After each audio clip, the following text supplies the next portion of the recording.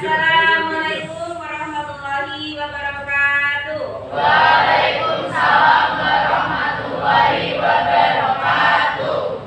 Selamat siang anak semuanya. Siang. Bagaimana kabarnya siang hari ini? Alhamdulillah luar biasa. Tetap semangat. Allahu Akbar. Alhamdulillah siang-siang panas, capek, tapi tetap harus semangat. Saya cek kehadiran terlebih dahulu ya. Azhara, Alea, Alvin, Pasha, Almira, Ardian, foto Badria, Bilkis. Anak-anak, pada siang hari ini kita melanjutkan kembali materi masih sama untuk semakin memperdalam pengetahuan kita tentang Fastabiqul Khairat. Artinya Fastabiqul Khairat tujuan pembelajaran kita pada siang hari ini pertama menganalisis manfaat dan hikmah dari berkompetisi dalam kebaikan. Kedua, menerapkan Fastabiqul Khairat yang sesuai dengan ajaran Islam dalam kehidupan sehari-hari. Lalu, profil pelajar Pancasila yang akan kita capai dalam materi kita siang hari ini adalah pertama, beriman, bertakwa kepada Tuhan Yang Maha Esa dan berakhlak mulia. Dua, bergotong royong. Kemudian profil pelajar rahmatan lil alamin yang akan kita capai. Satu, toleransi. Dua, tatawur wa identika. Artinya tatawur wa identika adalah dinamis dan inovatif. Anak-anak disimak ada sebuah video tentang kisah hikmah dari beberapa sahabat tentang Fastabiqul Khairat. Kisah dari sahabat Abu Bakar As-Siddiq.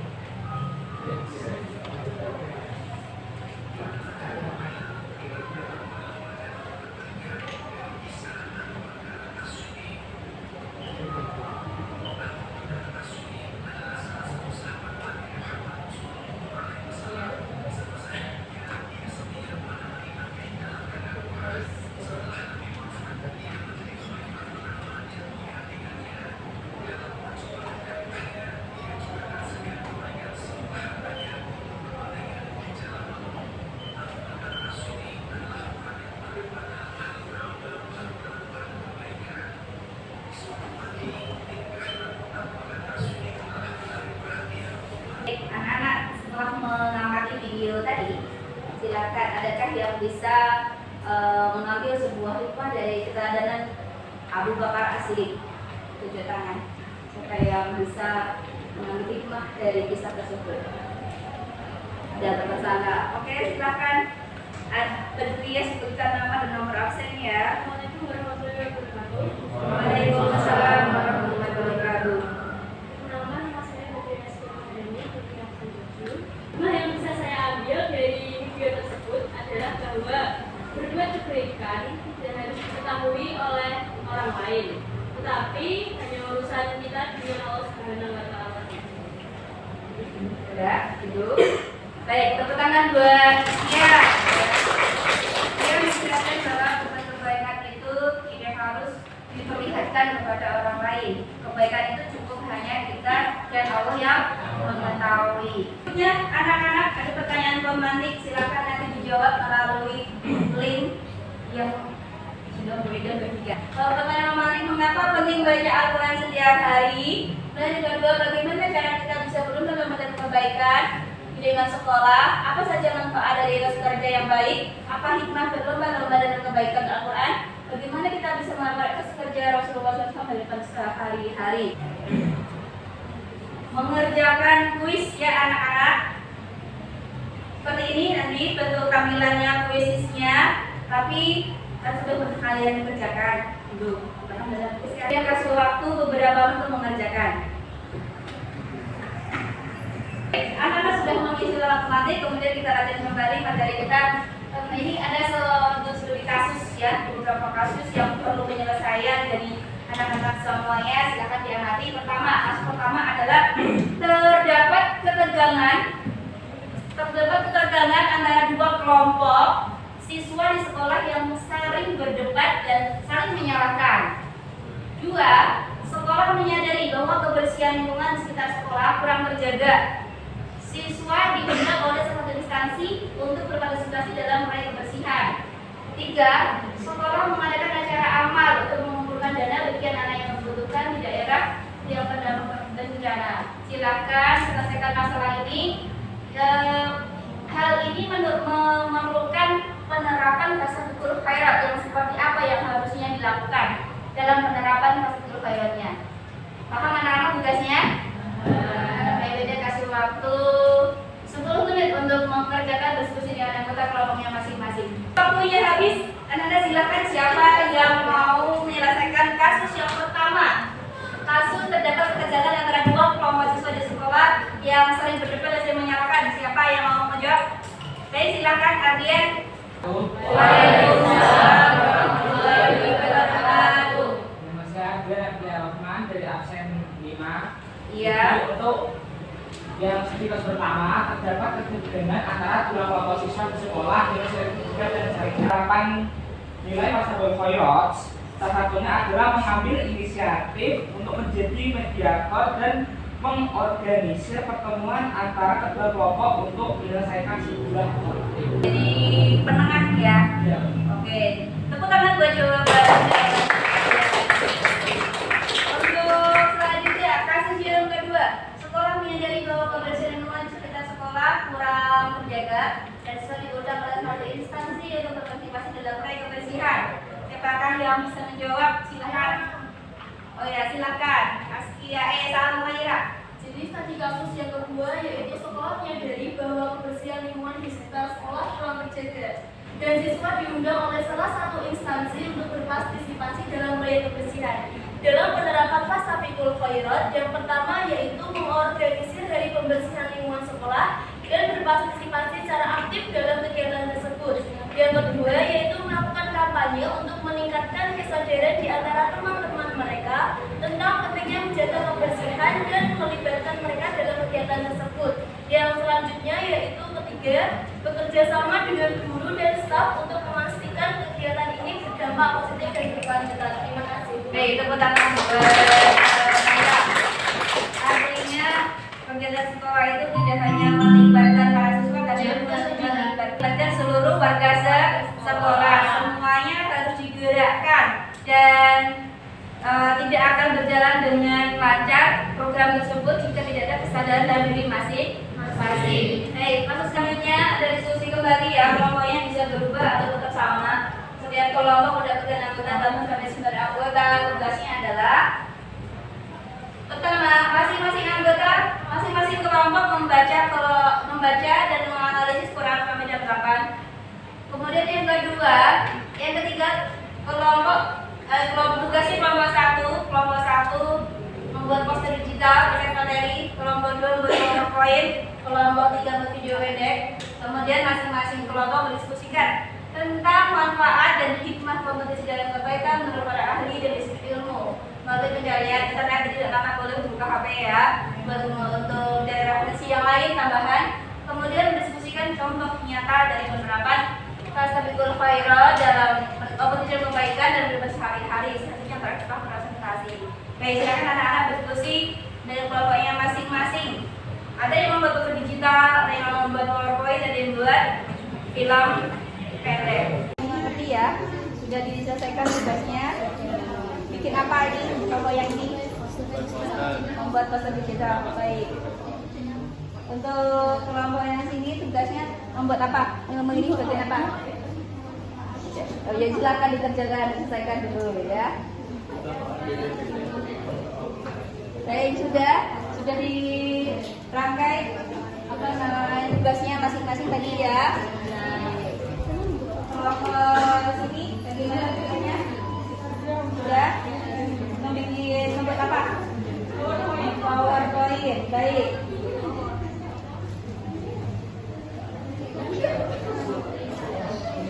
Kelompok ini tadi memilih apa tugasnya?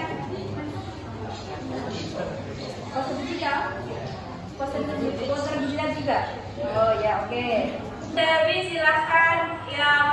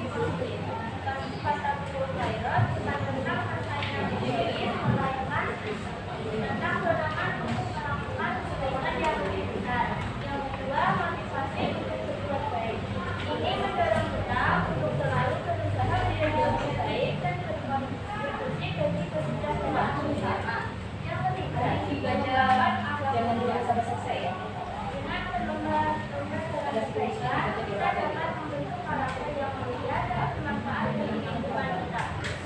Selanjutnya adalah penerapan Fastabiqul Khairat dalam kehidupan sehari-hari.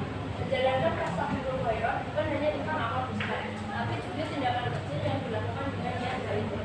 Yang pertama yaitu bersikap jujur. Bersikap jujur dalam perkataan dan perbuatan. Kejujuran membangun kepercayaan dan hubungan yang ada. Yang kedua adalah menolong sesama. Bersikap jujur dan bantu orang yang membutuhkan merupakan bentuk nyata dari Fastabiqul Khairat. Yang ketiga ada beramal mulia. Menunjukkan amal terpuji seperti sopan santun, kesabaran, dan yang lain yang menjadi cerminan Fastabiqul Khairat. Yang keempat ada menebar kebaikan. Melakukan hal-hal baik ada di manapun, baik pada keluarga, tetangga, atau termasuk menunjukkan semangat Fastabiqul Khairat. Selanjutnya adalah manfaat menerapkan Fastabiqul Khairat. Menerapkan Fastabiqul Khairat mempunyai banyak manfaat baik di dunia dan akhirat. Pertama adalah meningkatkan kebahagiaan. Contohnya berbuat baik, memberikan rasa kepuasan, kebahagiaan tentunya, melepaskan stres dan meningkatkan keharmonisan hidup. Kedua adalah memperkuat iman. Contohnya berusaha menjadi lebih baik, mendekatkan diri kepada Allah Subhanahu wa Ta'ala, memperkuat keimanan dan meningkatkan kualitas spiritual. Yang ketiga adalah melepaskan diri dan sifat egois.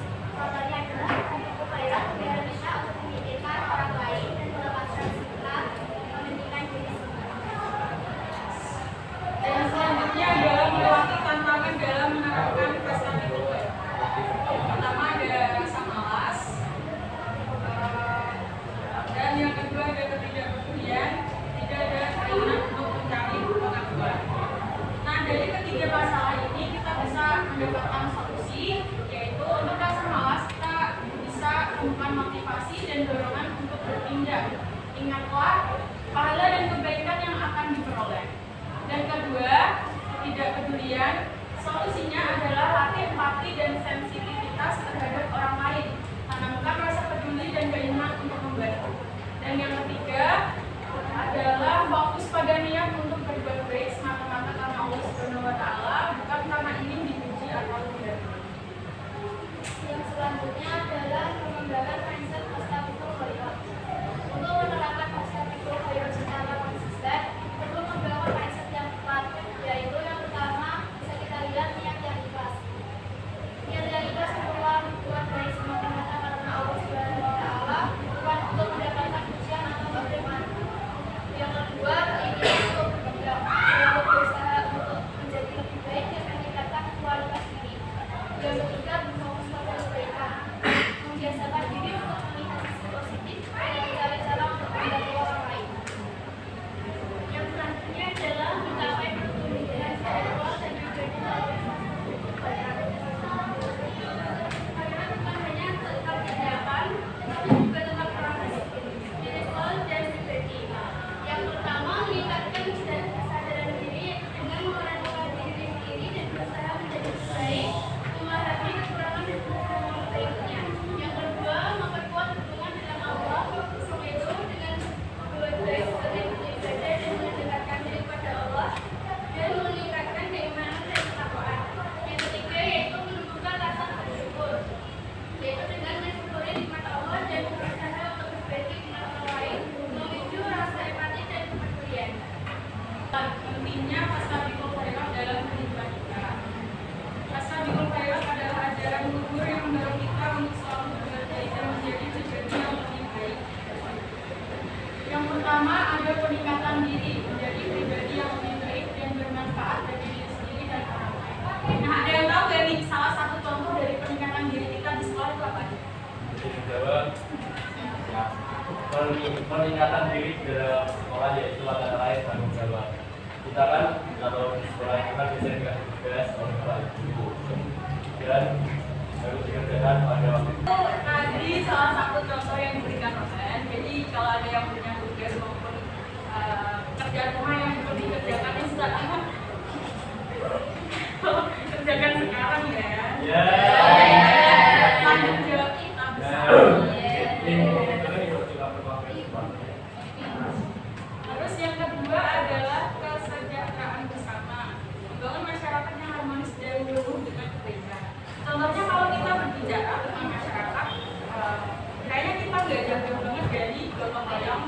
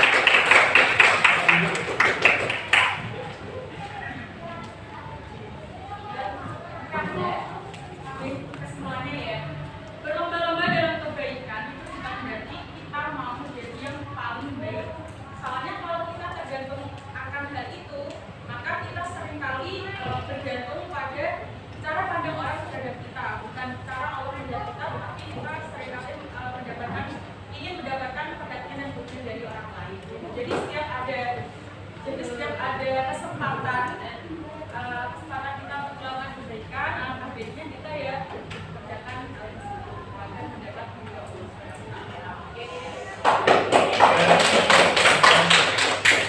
tadi presentasi dari kelompok 2. Maaf apabila ada kesalahan kata. Assalamualaikum warahmatullahi wabarakatuh. Baik, terima kasih bagus sekali presentasinya kepada dari kawan-kawan. Apa yang bisa kita ambil tadi adalah terakhir tadi tentang penilaian manusia ya, termasuk tadi adalah dalam ketika kita berbuat baik bukan berarti kita ingin mendapatkan validasi. Bahasa kerennya adalah kan mendapat validasi dari orang lain ya. Paling utama adalah mendapatkan penilaian atau validasi dari pencipta kita. Ingat. Baik, adalah setelah tadi berdiskusi kemudian saling mempersampaikan hasil diskusi masing-masing, kita merefleksikan diri ya, berupa ke setiap kelompok masing-masing merefleksikan dan mengevaluasi ya, apa yang disampaikan oleh kelompok yang berbeda.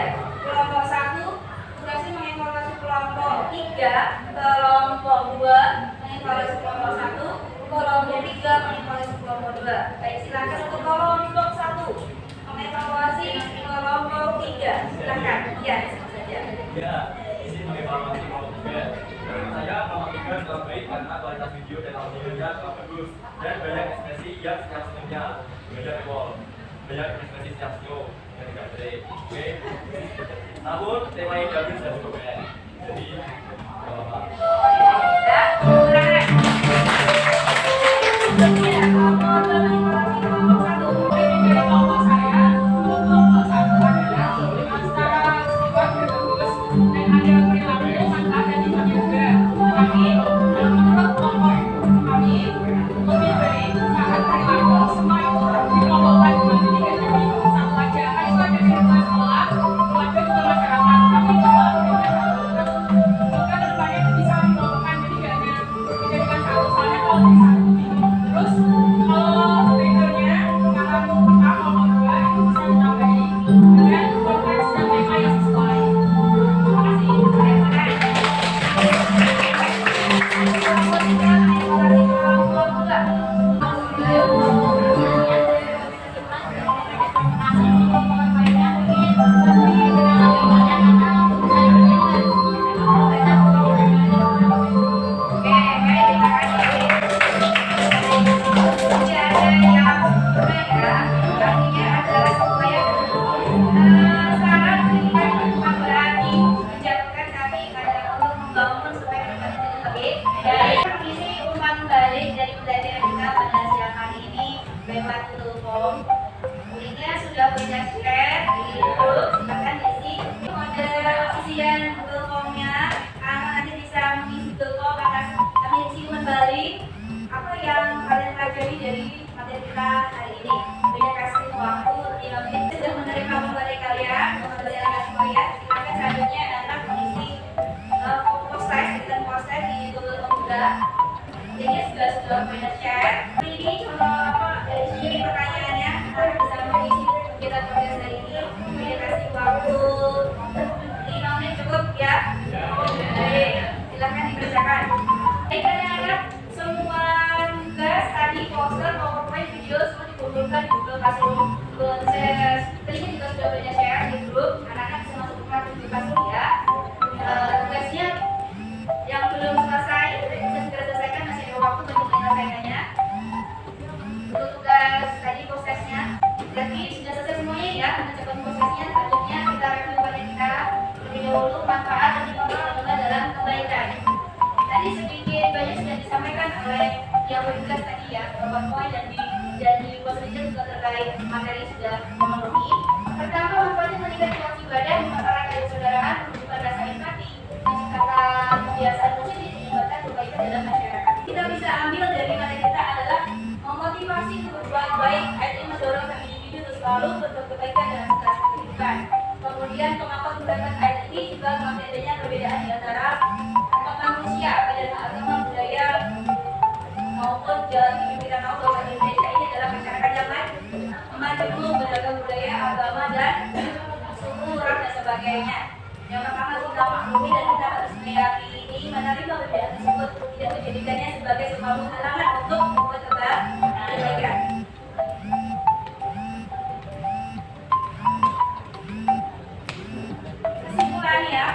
Kesimpulan daripada kita hari ini adalah Pastor itu sudah mengajarkan kita agar tidak hanya menjadi pribadi yang lebih baik, tetapi juga berkontribusi positif bagi masyarakat sekitar. Semoga apa yang kita pelajari hari ini dalam motivasi kita untuk terus berbuat kebaikan dan memperbaiki diri serta teladan bagi orang lain, teladan buat diri kita sendiri dan teladan bagi orang lain. Teruslah berusaha, jangan pernah berhenti untuk melakukan kebaikan, karena suatu lakukan kebaikan itu akan mendapatkan pahala dari Allah Subhanahu wa Ta'ala. Anak-anak, kita memutuskan pertemuan kita pada siang hari ini.